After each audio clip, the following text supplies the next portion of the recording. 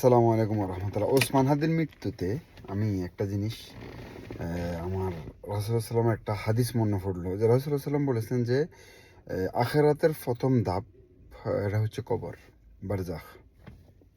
এই কবর, যে কবরে বেঁচে গেল সে তার প্রত্যেকটা স্টেপ, হাসর, ফুলসেরাত সবগুলোতে সে বেঁচে যাবে।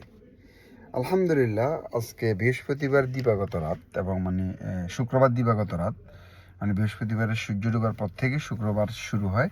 তো শুক্রবার দিন যে বান্দাটা মারা যাবে তার কবর আযাব হবে না। তাহলে চিন্তা করেন, আজকে থেকে হাজার হাজার বছর, লক্ষ লক্ষ বছর হাদি কবরে শুয়ে থাকবে কোনো প্রকার আযাব ছাড়া, কোনো প্রকার প্রশ্ন ছাড়া।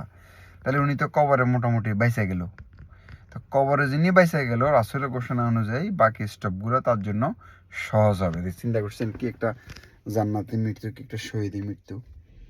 একে তো আরেকজন তাকে বিনা দোষে হত্যা করলো।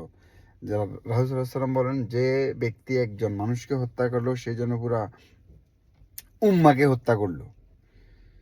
তো সব দৃষ্টিকোণ মিলে আমার মনে হচ্ছে আলহামদুলিল্লাহ এই এই ওসমান হাদির জীবনটা সার্থক।